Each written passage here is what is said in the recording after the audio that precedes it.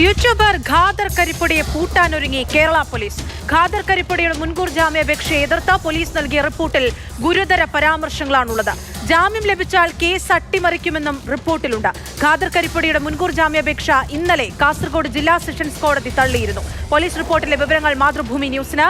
ഖാദർ സമൂഹ മാധ്യമങ്ങളിൽ പലതവണ വർഗീയ കലാപത്തിന് ആഹ്വാനം നൽകി. സമൂഹ മാധ്യമങ്ങൾ കുറ്റകൃത്യത്തിനായി ഉപയോഗിച്ചു. പോലീസിനെ ആക്രമിച്ചതടക്കമുള്ള കേസുകളിൽ പ്രതിയായ സ്ഥിരം കുറ്റവാളി. ഇയാളുടെ സാമ്പത്തിക ഇടപാടുകളും അന്വേഷണ പരിധിയിലെന്നും റിപ്പോർട്ടിൽ.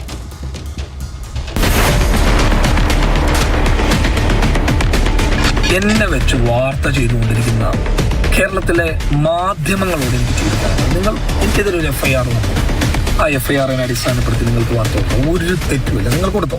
ജനകീയ പ്രശ്നങ്ങൾ കൂടുതൽ പേരിലേക്ക് എത്തിക്കാൻ ഒരു സമാന്തര മാധ്യമം. ഇങ്ങനെയാണ് ഖാദർ കരിപ്പൊടി എന്ന യൂട്യൂബറുടെ പിറവി. ജനകീയ പ്രശ്നങ്ങളിലും സമരങ്ങളിലും ഇടപെടുന്ന എണ്ണം വർദ്ധിച്ചതോടെ ഇയാൾക്ക് സമൂഹ മാധ്യമങ്ങളിൽ പിന്തുണയേറി. ഇൻസ്റ്റഗ്രാമിലും ഫേസ്ബുക്കിലും ലക്ഷക്കണക്കിന് പിന്തുടർച്ചക്കാർ. അങ്ങനെ ഖാദർ ഒരു മാർക്കറ്റിംഗ് ബ്രാൻഡായി മാറി തുടങ്ങി. ഞങ്ങള് 3 പേരും ഒരു തീരുമാനമെടുത്തിരിക്കുക. ജില്ലയിലെ ലഹരി മാഫിയ സംഘങ്ങൾ പിടിമുറക്കുന്ന എല്ലാ ഇടങ്ങളിലേക്കും ചെന്നുകയറി അവരുടെ താവളങ്ങളെ തുറന്നു കാണിച്ച് സർക്കാരിനെ കൊണ്ട് ഇടപെടിപ്പിക്കാൻ പറ്റുന്ന ഒരു സംവിധാനം. സാമൂഹ്യ വിഷയങ്ങളിൽ ഇടപെടുക, പ്രക്ഷോഭകാരി എന്ന ഒരു മേൽവിലാസം എടുത്തണിയുക, ഇതായിരുന്നു ഖാദർ കരിപ്പൊടിയുടെ ആദ്യകാലത്തെ രീതി. പിന്നീട് പ്രശസ്തി കൂടുന്തോറും ഇയാൾ കുറ്റകൃത്യങ്ങളുടെ പാതയിലേക്ക് കടന്നു ചെന്നു. ബജറ്റിൽ പാസ്സായിട്ടുള്ള കോടികളെവിടെ? എൻറായി മൺറായി എന്നൊക്കെ പറഞ്ഞ് നമ്മളെ പരിഹസിച്ച മനുഷ്യരെ എവിടെയാണ് അവരൊക്കെ?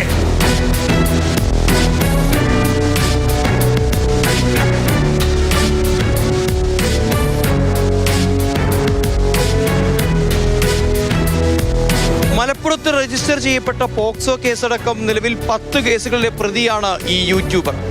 പലതവണ പോലീസിന്റെ കൈകളിൽ നിന്ന് തന്ത്രപൂർവ്വം രക്ഷപ്പെട്ടു, അല്ലെങ്കിൽ സ്വാധീനം കൊണ്ട് കേസ് തേച്ചുമാച്ച് ഇല്ലാതാക്കാൻ ശ്രമിച്ചു. എന്നാൽ ഇത്തവണ അങ്ങനെയല്ല കാര്യങ്ങൾ. ആൾക്കൂട്ടമർദ്ദനത്തിന്റെ ദൃശ്യങ്ങൾ സഹിതമാണ് അന്വേഷണ സംഘത്തിന്റെ മുൻപിലേക്ക് എത്തിയത്.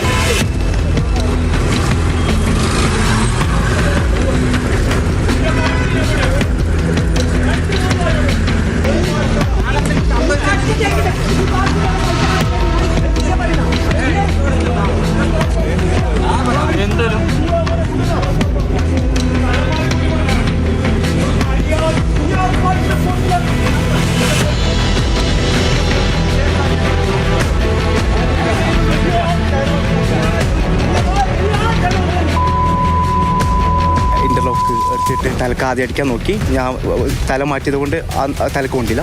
എഗെയിൻ സെയിം അറ്റംപ്റ്റ് ചെയ്തു. അന്നേരം തലക്കൊള്ളുന്നതിന് പകരം കണ്ണിന് കൊണ്ട്, അതാണ് കണ്ണിന് സിവിയറായിട്ട് പരിക്കേറ്റത്. അന്നതാ സംഭവിച്ചത്. ഖാദർ കരിപ്പൊടി ഇതിലിടപെടാനുള്ള ഒരു ബന്ധം ആൾക്കില്ല. ഇതൊരു പ്യൂർലി കൊട്ടേഷനാണ്. അണങ്കൂരിലെ വധശ്രമ കേസിൽ കുരുക്കുമുറുകുമെന്നുറപ്പായതോടെ കരിപ്പൊടി പൊടി പോലുമില്ലാതെ മുങ്ങി. കർണാടകയിലെ ഒളിസങ്കേതങ്ങളിലുണ്ടെന്ന് ചിലർ പറയുന്നു. മറ്റു ചിലർ പറയുന്നത് വിദേശത്തേക്ക് കടന്നു എന്നതാണ്. ഒരുപാട് പ്രശ്നങ്ങളും ഒരുപാട് പ്രതിസന്ധികളും ഒക്കെ ജീവിതത്തിലൂടെ കടന്നു പോയിട്ടുണ്ടെങ്കിലും 29 വർഷം ഈ ഭൂമിയിൽ ഞാൻ ജീവിച്ച ഹാപ്പിയാണ്. അൽഹംദുലില്ലാഹ്. ഇനി അങ്ങോട്ടുള്ള ഓരോ വർഷവും എനിക്ക് ബോണസാണ്.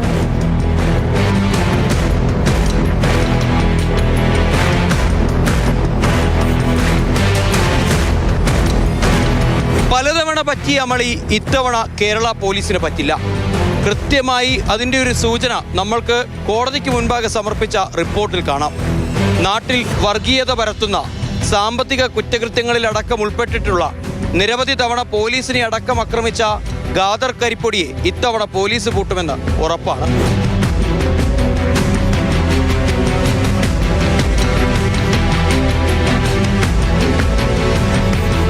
സോഷ്യൽ മീഡിയ ഇൻഫ്ലുവൻസർ എന്ന ഓമന പേരിട്ട് ഇങ്ങനെയുള്ള ക്രിമിനലുകൾ നമ്മൾക്ക് മുൻപിലെത്തുമ്പോൾ, അവർ തുറന്നു കാട്ടപ്പെടുമ്പോൾ ഇപ്പോഴും രണ്ടുണ്ട് നമ്മുടെ നാട്ടിൽ അഭിപ്രായം. ഇങ്ങനെയുള്ള കീടങ്ങളെ നമ്മൾ തന്നെ തുറന്നു കാണിക്കണം. എന്നെ വെച്ച് വാർത്ത ചെയ്തുകൊണ്ടിരിക്കുന്ന കേരളത്തിലെ മാധ്യമങ്ങളോട് എനിക്ക് ചോദിക്കാറുണ്ട്, നിങ്ങൾ എനിക്കെതിരെ ഒരു FIR വന്നു, ആ FIRനെ അടിസ്ഥാനപ്പെടുത്തി നിങ്ങൾക്ക് വാർത്ത കൊടുത്തോ? ഒരു തെറ്റുമില്ല, നിങ്ങൾ കൊടുത്തോ? ഷാജു ചന്തപുരയ്ക്കൊപ്പം സാരംഗ് സുരേഷ്, മാതൃഭൂമി ന്യൂസ്, കാസർഗോഡ്.